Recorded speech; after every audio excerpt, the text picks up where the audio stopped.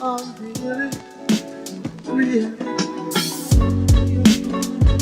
I will understand you, baby. I'm really real. I will understand you, baby. I'm really real.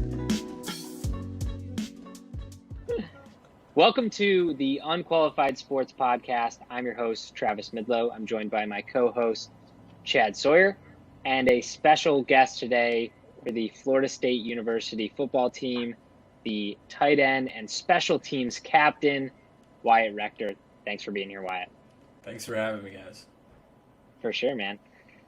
So for those of you who are not familiar with Wyatt, you're going to get familiar.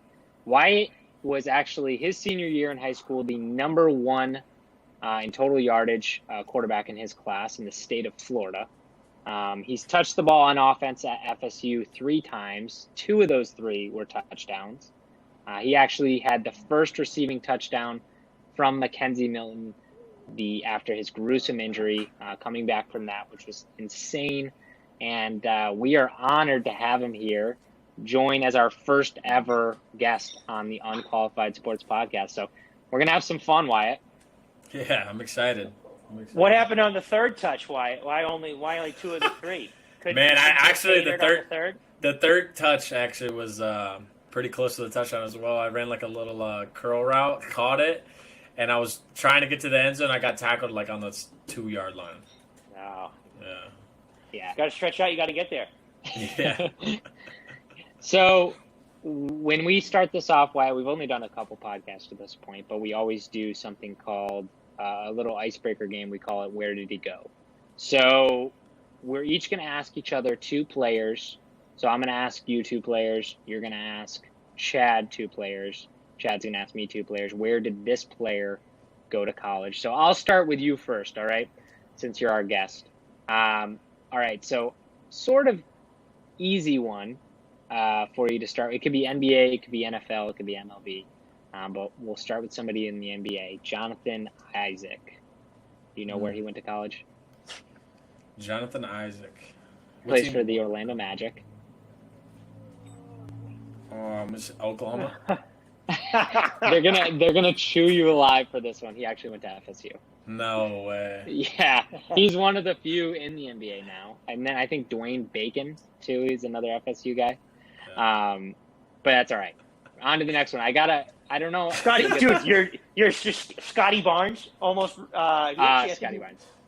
Was he the rookie of the year? Trent Forrest is in there too. Was Scotty Barnes the same? Was he this past year, Chad? Yeah, I think he was the rookie of the year. No, I thought it was the kid for Houston. Maybe, I don't know. He was up there. Maybe he was. Yeah. So, okay, next one I got for you, Wyatt. He's in the NFL now, running back for the Colts. Jonathan Taylor. Where did he go to college? Wisconsin. Boom. All right, 1 for 2 is not bad. 50%. Not bad. 50%. All right. Okay. So that's not as good as his. That's not as good as his touchdown percentage. That's true. 66% of the time you're scoring a touchdown. Yeah. Okay, you got to ask Chad 2 players now. Okay, I got you. He's pretty good at this, by the way. So. All right. We'll see. All right, let's go with. I'm gonna go with NBA. He was a NBA player. Okay. Delonte West. Ooh. St. Joe's. Played with on that team that was, I think they were ranked number 1 for a little while. Yeah. I might have to look this up. Is that correct? You know where he is now? Well, now he's at freaking whatever the local rehab shelter is. Yeah. Now he's actually at the St. Joe's Rehab Center. I'm pretty sure he's working. I'm pretty sure he's living at the 7-Eleven asking me if I got an extra $1. It is it's been a rough patch for Delonte West. So okay, it all fell off when I think he slept with LeBron's mom. He did bang LeBron. He did bang LeBron's mom.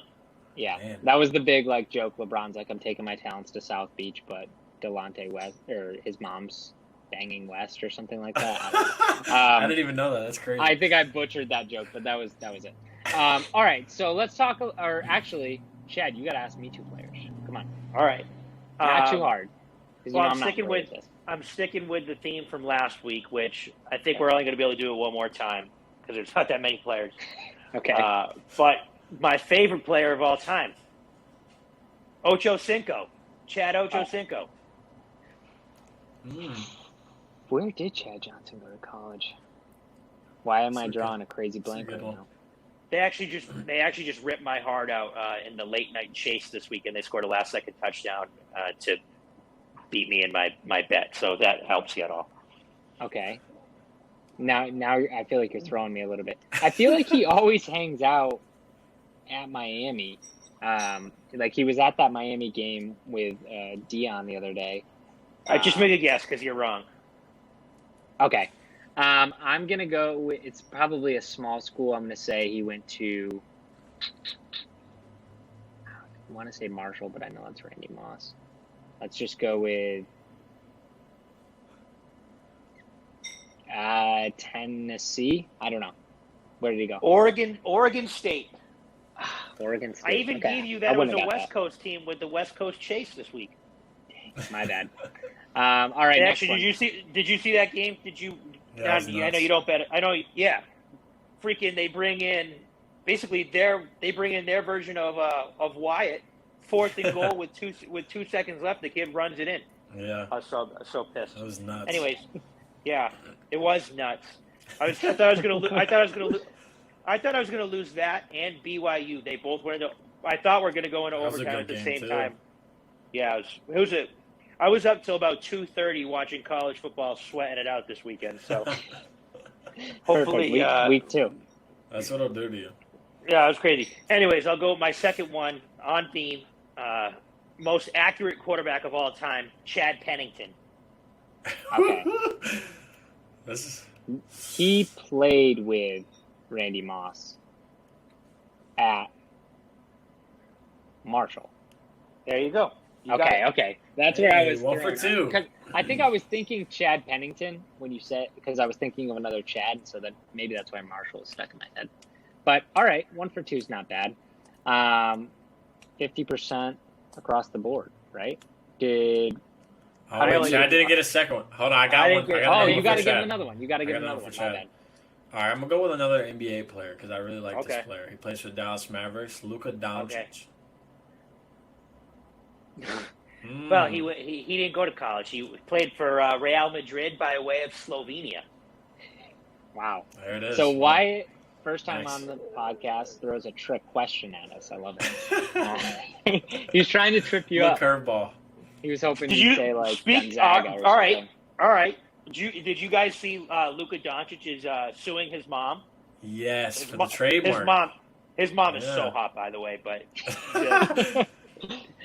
is that true? Why? Why is she won't give him the rights to whatever Luka Doncic LD7 or whatever it is, whatever he filed when he was a rookie. She owns it, and she won't give him the rights. So it's crazy, man. They're battling it out. Wow. Well, I hope he wins. Insane. Well, there you go, Wyatt. If you make it big time, don't sue your mom. Or sue her. Do whatever you got to do. That is my godmother. By the way, didn't mention that here in the beginning, but Wyatt and I are actually cousins. If you couldn't tell, based on both of us having insane stature and physique, he's a little bit cooler with his tattoos, a little bit younger. But that actually leads me into a couple of questions I have for you here, Wyatt. So out of high school, obviously stud QB at Leesburg High School. You got a full ride to go play QB at Western Michigan, right? And who recruited you? Who's the coach at that time? Was it Fleck? No, it wasn't Fleck. It was Coach Lester. Lester, okay. Yep. So you went out to Western Michigan for a little bit. Didn't work out the way you were hoping for. Decided to walk on at FSU, right? I know there was some time in between then. But then you ended up getting a full ride scholarship after, what was it, one year on the practice squad? Yeah, it was 1 year. So I actually, when I transferred from Western Michigan, nobody would I had people looking at me and everything else, but it wasn't like big D1 colleges like it was when I was, coming out of high school and everything else. I had like Lenore Ryan. I had a whole bunch of like D2 schools. I actually Kyle packed Duggar. up.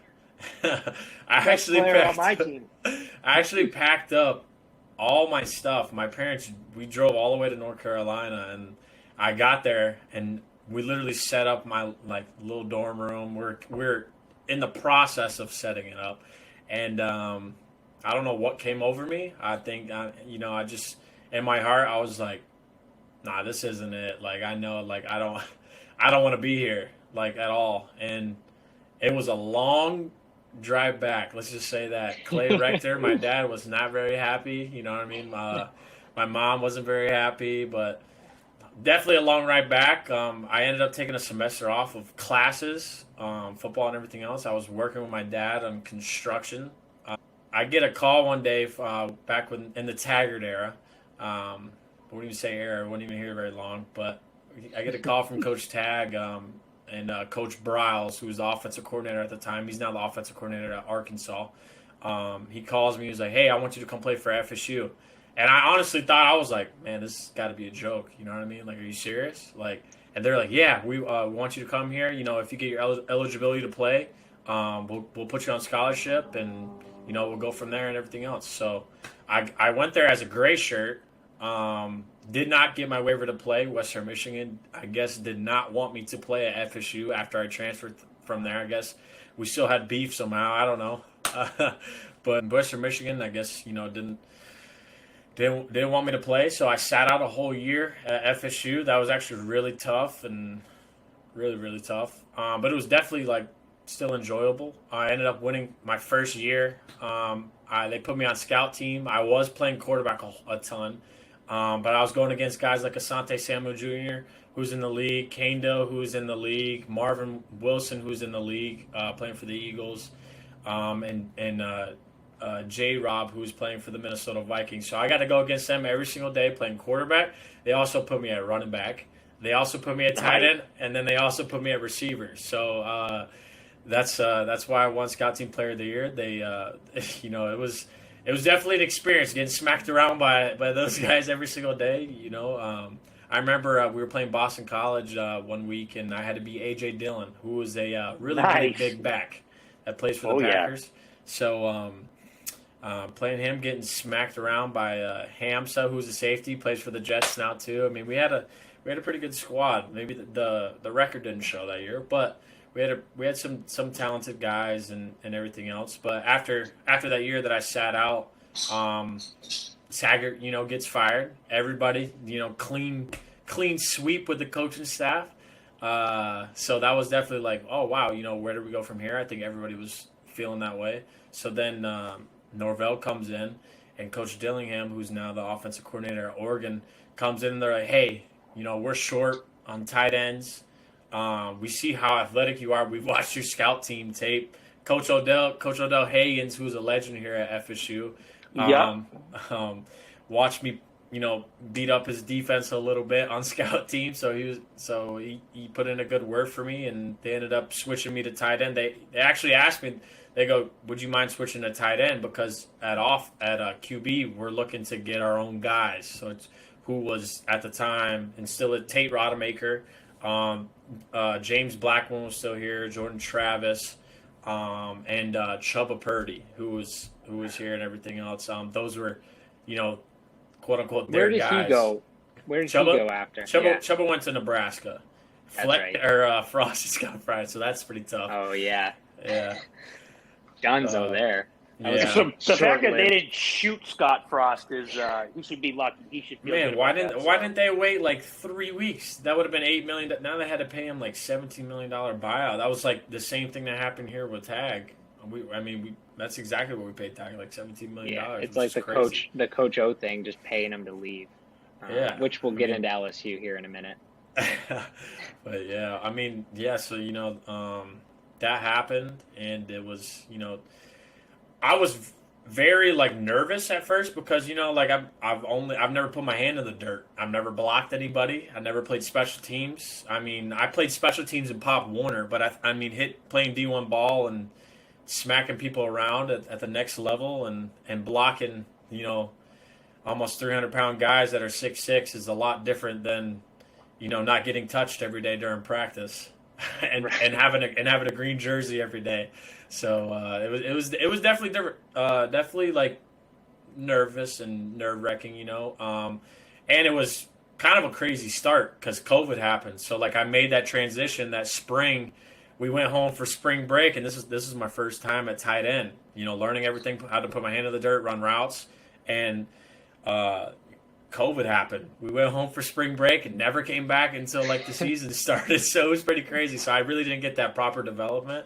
So like that 2020 year was kind of, I was kind of just learning how to play the position and learn how to, find my role, and then I started off on one special teams, which was punt, which is very common for offensive players to play, Right. And I told the coaches, I was like, I know I can make an impact in all these other special teams. So then the next thing they put me on was punt pressure, and I was sitting here smacking kids around on there, and next thing you know, they throw me on kickoff, and I'm making tackles like every single game, and it's fun, man. It's I'll tell you what, it's starting the game off, whether it be kickoff return or kickoff. It is very exciting, man. You got the fans cheering for you. You start the game off. It's awesome. pretty sick. It's pretty sick. But started off with that. But that 2021 year, I felt like I started getting some more offensive reps here and there. I played a little bit on offense. Was blocking a good amount, catching 2 out of 3 were touchdowns, like you mentioned. But They even like to use you a lot near the red zone, it seems like, right? Yeah. So they even had you in a couple Wildcat packages, right? Yeah. Which is pretty cool. Yeah. So that's amazing. Incredible story. I think, I guess really it leads me into a question I have for you around you walking on there and Norvell giving you the scholarship. The fact that we're related, and I do technically have 4 years of eligibility, how hard would it be for me to maybe just get a scholarship? Does Norvell give those out a lot, or what do you think? Do you think I got a shot? I don't know. Just be straight up with me, though. I think Unqualified Sports, what I've seen so far from the videos and the workout videos and everything else, although there are a few distractions here and there in the videos, we like to go off on tangents a little bit. I see the work and the progress and everything else. I could get you maybe one interview with, Coach Norvell. Let him see you moving around on the field a little bit. I think he'll be impressed. I'm not going to be the fastest guy, but I'm like a glue guy. I'm a gritty, put my hand in the dirt, maybe slip a couple times. We'll see. I don't know. Just put it out there. Hold on. If we're giving out tryouts to walk on, why I can get out of this chair, go walk over to a football field, stretch for 10 seconds, and I'm good from 55 with my eyes closed. Does that sound like if you need a kicker? I'm not gonna lie. Hey, we do need a kicker. I'm an onside kick specialist. Yes. Which think of how valuable that's hard. Listen, that's hard. No, I'm not gonna lie. That's pretty hard to do too. Listen, I have 2. I know how to get the ball. You would love this, and we could probably team up, and it'd be great because I can get the ball 15 feet up in the air. You can come under it, hit someone, and then one of the guys from one of the wide receivers gets the ball. We're off to the races. But also, I can come up on one side, and I can Rabona the ball, so everyone thinks we're going one way, but it actually trickles over the other way. And now we have a numbers advantage where there's only probably 2 people on their team, 3 on our team, and we can maybe come up with the ball that way. So if we're giving out tryouts, and we'll get into it, I do have a little bit of collegiate athlete experience myself. So. Yeah, why don't you get into that, Chad? Go ahead and ask him a little bit around that. Because you can't just say that and gloss over. I guess my question is I'd have to look at what my eligibility looks like, having played 3 years of Division I girls college basketball. Similar story to you. played a lot of basketball growing up. High school, I was more of a utility 3-point shooter, depending on the game. More minutes than others. And then once I went to college, I didn't have any offers. I had some Division II looks, Division III looks. Nothing serious, and I went to those campuses, and same thing. I was like, I'm not playing sports here. It's not for me. Yeah. So then I was just working out in the gym, playing pickup, and the girls' basketball coach said, "Hey, you have any interest in joining the team?"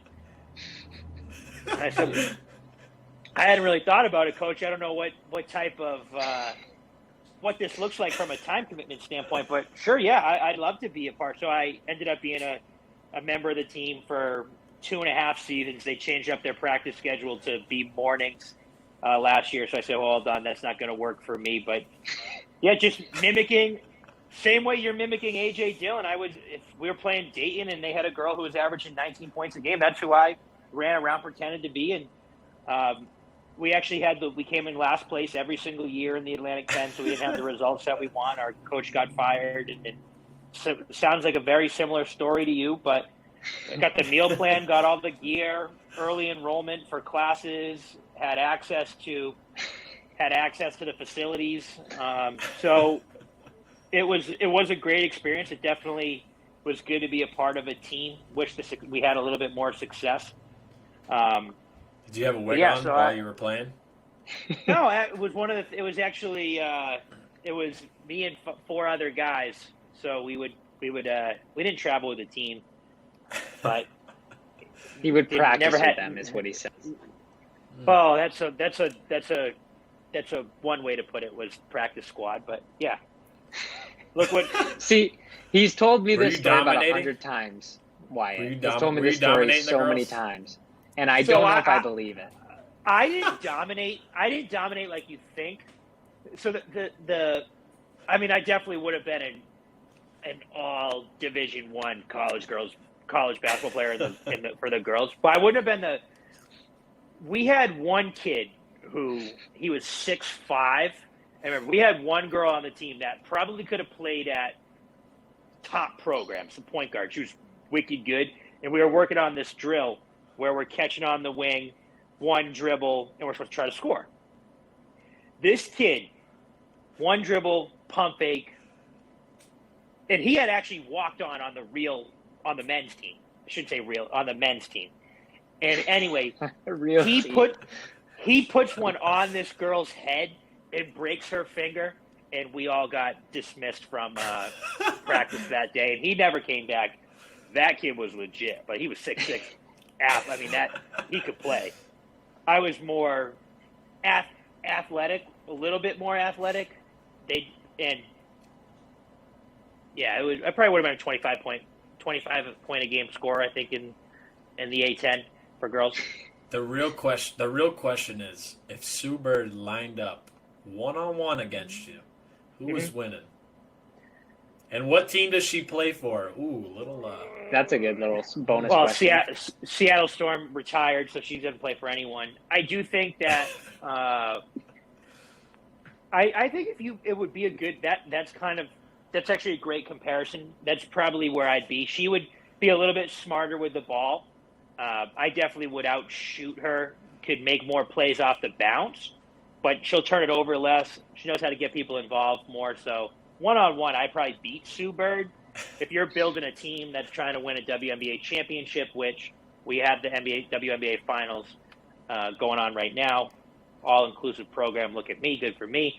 I probably have a better career than Sue Bird at the end of the day. Well, and the good news for you on that too, Chad, is you and Sue Bird are the same height, 5'9". It looked. I just yeah. No, well, Nice. exactly. Yeah. So Sorry, how tall are you? Yeah, I don't know if you're I don't know exactly what we were marking in at 5'9", 5'9.5", 5'10", 5'9", whatever you were 3/4. putting on paper. 5'9" 3/4. Okay. Perfect. With a 40-inch vert. He does have bounce. I will give him that. He can jump out of the gym. It doesn't make any sense. I used to be able. That's why he was on the practice squad for the women's I used to be Division I basketball team. If you threw me a lob, I could throw it down. So they didn't have that. Rim So, grazer I don't know. at best. Rim grazer at best. Okay, But so what's your question for him? Was there a question in there somewhere? no, he was asking me questions. I was just trying to get it. I just wanted to know if someone who could kick from 55 would be of use to the Florida State program, which it sounds like they need a Norvell would have kicker. the papers out and would sign you right away. Okay. It's So maybe college- if Chad and I come down to Doak, I mean, We could take you to the practice facility. It's easy. go kick it around a little bit.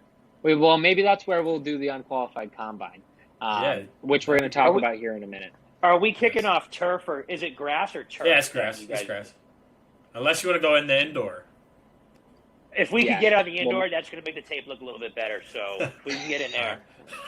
Well, Unqualified Sport podcast. The unqualified sport combine coming from Doak. That would be amazing. We'll make it That'd be happen. sick. We'll make it happen. Yeah. All right, cool. So I want to shift gears a little bit into something a little bit more recent. You got to go play under the lights, every national stage. LeBron was tweeting about it. I think the whole world was tweeting about it. Football was finally back. LSU, FSU. Amazing game. We have a clip from it. We're going to throw it in here. So let's watch the clip together. Absolutely picture-perfect throw for it to become a completion, which it wasn't. It's a great job there by the corner.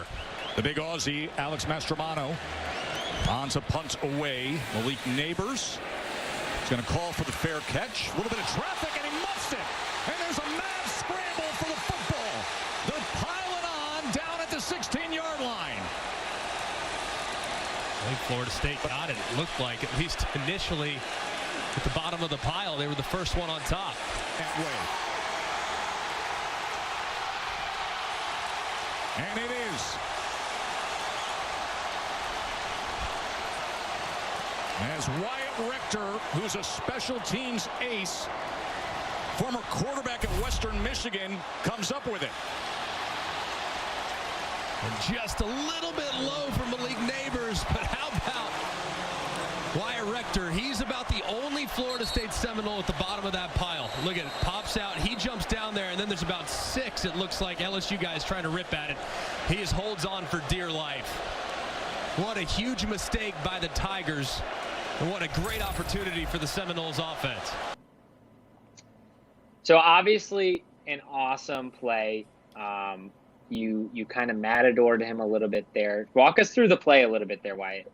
What was going on at the bottom of that pile? Man, so a lot happened. So they motioned me out this week. We knew they weren't going to run with me in protection because we never really move our shield that much. So this week we decided to move our shield because I could run a little bit. So and the dude that they had matched up on me was that they knew was going to be matched up on me was really, really small. So, and I honestly, our kicker just, punted it. I mean, he did a great job all night. Alex, he's our punter. Fun fact, is from Australia. They say my Aussie Aussie mate. But does he do the rugby style punting? Yeah, he does, dude. He can do everything, man. He's nuts, and he can kick it with his left foot too. Whenever we roll out, it's pretty sick. But I was running, he booted the ball, and I'm running, I'm hauling butt as fast as I can. I get to the returner, I front him up, and I can see that he's stumbling a little bit. He's calling for a fair catch. So like I was running, hauling butt, and I yelled. I mean, you can't hear it on TV, but I yelled in his face. I was like, yeah, just yelling, and I got out of the way real quick. I don't know if that did anything, but he ended up muffing the ball. Another one of our players, BG, ended up tapping it over to me a little bit. That's what we practice and practice. They muff a punt, and you can't get to it. Hit it out to extend the play so we can jump on it. So he punched the ball. He punched the ball out a little bit more. I jumped on it just like a quick reaction, and next it's like a dog pile. I mean, all these LSU players are jumping on top of me, everything else. And now let me tell you, what goes down in that pile is crazy. Listen, like all the stories that are, been told, like I'm telling you, it's crazy. I'm sitting there holding on to the ball for dear life. I'm like, we need this ball. I have people punching me in my stomach, like just ripping my like jersey, like grabbing me, like LSU players. And there was this one dude like that was on top of me, just like hitting me and stuff. And I saw an opening in like his like right here under his helmet, so I'd hit him with like a couple, elbows real quick under the pile. They're not showing that on TV, but No. hit him a couple times, and then he finally like he had like one arm on the ball, but I had both, and that arm came free real quick when you get hit. He catches an elbow in the throat. Yeah. That's awesome. But then I got up and I was super hype. The crowd went nuts, man. It was half FSU fans, half LSU fans. I was not expecting that, especially playing in NOLA, which is crazy. Yeah, that must have been awesome. Yeah, it was an incredible play, and ended up being an insane game. It was a lot closer than it should have been. But so you've had some pretty cool career highlights there already, and I guess what are the aspirations and goals, next steps for you after this? I'd probably say just continuing to find my role, and continue to do my thing on special teams, which I know like that's definitely one of my main roles. But I know I can when my time comes on offense, and when they throw me out there, and I have to make a play, I know I can make a play, and I can show them that and everything else. I know that. Jordan Travis knows that. All the guys know that and everything else. Just given that one opportunity, you just need to make the most for it. Like not a lot of people get opportunities to play within the offense during the game and everything else. I think of one person when it comes to like opportunity. I think of Tom Brady, man. He took the most and he ran with it. He's still playing at my dad's age, so yeah. I'm a little. There's a lot kind of a touchy subject for Brady. Right there's now. a lot. There's a lot of. Oh, sorry, I didn't mean to throw that in there. There's a lot of words that I hear, and the first thing that comes to mind is Tom Brady. So, Man, I think they played last Sunday. I think. I don't. We don't I talk did. about no Cowboys, no Bucks talk. We're all in college football in this episode. If you follow me on any platform, you know that I think I have a legitimate shot, but I am going to be trying out for the Cowboys here soon. If Jerry just will look at some of my tape, and that leads me into the Unqualified Sports Combine that we're going to be doing. Wyatt's going to be a part of it. Sounds like we're going to maybe get something going on in Tallahassee. So I'm just going to have to prove it to the doubters and the people who have the naysayers in the comments. No one has verbally said anything or even typed anything out there, but I just got a feeling people are saying stuff. So, and I'm just locking it away up top. I for what it's worth, I'm definitely saying stuff. I don't think you could do anything. Appreciate it. That's what I need. I need more fuel like that. Bulletin board stuff. Speaking of which, bulletin board for you guys this week. Give us some bulletin board material for your game against Louisville this week, right? Louisville? Yep, we play Louisville Friday. I believe it's at 7:30. Yep. Friday night game. That's gonna be sick. So what do you think? Friday you guys night gonna lights. Win? Yeah, I definitely go into every game thinking that we're gonna win for sure. But I think for me and the rest of the guys, and even Jordan Travis, who used to play at Louisville, I think this is kind of a revenge year for all of us. I think we just have a lot to prove this year as a team. The goals going into the game is just be us, be who we are during practice, which is we work our butts off during practice. If y'all knew how much we worked our butts off, it's crazy, man. Like today, I'll just run you down with my schedule. Well, today. I do know what it's like, so yeah, you do, yeah. So Chad he knows. is a D1 guy, yeah. Yeah, man. We practice in the morning, so wake up 6 o'clock. You have breakfast, and then you have a couple meetings before practice, and then practice starts at like 9 o'clock. Then it's usually like 2.5 hours. So then that ends at like 11:30ish. I had class today at 11:35, so I had to leave practice. I had to leave during ball drills today, so I had to go run really fast to the locker room, shower up, and sprint to class, which the class ended at like 1. Then I had another class after that ended at like 2:30. Then I had to come back to the stadium to lift, and then I had to, have my protein shake and all that type of stuff, and then little film study here and there right before I had this podcast. So just to feel more confident about going into Friday. So that's great, and I don't want to minimize the work that you're putting in during the week, because as like I said, as an athlete, I do get that. But Friday night game, there's really only one thing that this game's going to be determined by, and those are the uniforms and the helmets. Louisville brings it. I'm expecting maybe the all reds, the all blacks. They got great helmets. Are you guys a little bit intimidated by Louisville's color scheme and their uniforms? And are you guys going to be bringing anything special out, or are we going to be wearing the typical whites with the gold pants? Anything special? Yeah, I think they stole our colors. I think our garnet, is a little better. But we got something special for this game. We're going all white this game. If you if you look on our social media and everything else, this is actually the first time that we've actually are doing all white, and we have white helmets. So I think the fans are going to be excited. Yeah, it's pretty sick, man. It's pretty cool with the tomahawks on it and everything else. It looks pretty sick. That's a big deciding factor for a lot of people out here. Yeah. I mean, you look good. You play good. That's what Dion said. I get it. I don't know if that's necessarily true all the time, because I always looked good. I didn't always play good.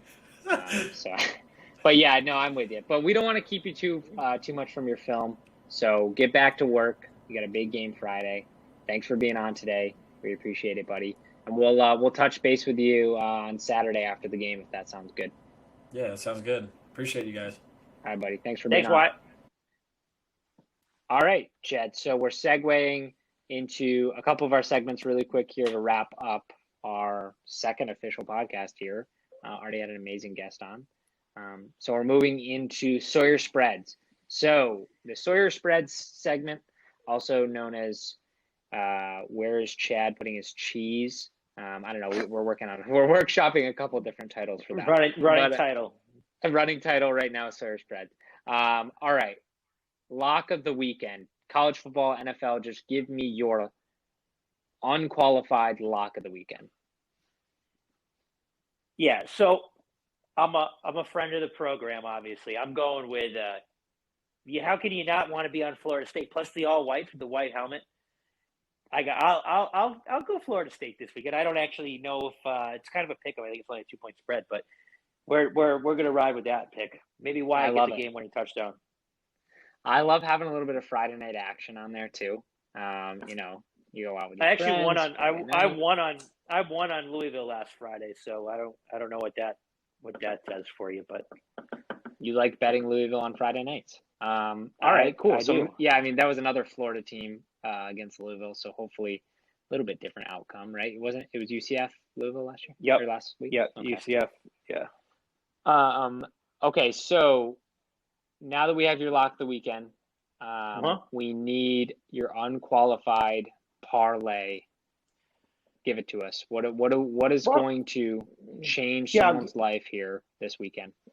Well, I'll give you. And remember, always gamble responsibly. But if I was going to put something together, I'll give you a couple NFL picks, and the viewers can decide to do what they want. I'm going to be all over the New Orleans Saints, betting against my old buddy Tom Brady. New Orleans Saints are my favorite pick of the weekend on the NFL side, and then a couple other plays that I'm looking at. Baltimore Ravens 3.5.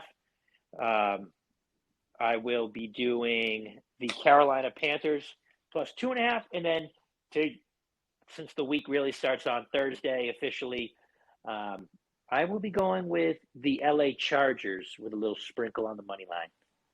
So there you have it. I like it. Chargers money line, Saints money line, Panthers money line, and Baltimore Ravens. That's 3 underdogs for you. That'll get that if you do decide to parlay them together, that'll get that ticket price up. You'll find yourself not even know what to do with yourself. I love it. I ride with Sawyer, so I will be hitting all 4 of those bets along with FSU. Because I actually had a pretty good. I had a pretty good week on. I had a pretty good NFL. Not great, but a pretty decent week. Week 1 on Sunday. Some crazy games, but I had a nice little play on your favorite team of the weekend, the Tampa Bay Buccaneers. Yeah, I can't. I've already addressed our audience and our fans about the Cowboys and how I'm going to help turn things around there and what I will personally be doing. So I don't want to beat a dead horse, and I'll leave it at that. We have some ground to make up for sure, but as part of the squad here, future part of the squad, we're gonna right the ship. Things are gonna be all right, Cowboy Nation. All right. Well, that wraps things up for the second ever podcast here of Unqualified Sports Podcast. Thank you guys for listening in. Thank you, Wyatt Rector, for joining. And thank you, Chad, for being my co-host. Of course, good luck this week. Real. I will understand you, baby. I'm really real. I will understand you, baby. I'm really real. I will understand you, baby. I'm really real. I will understand you, baby. I'm really real. I will understand you, baby. I'm really real.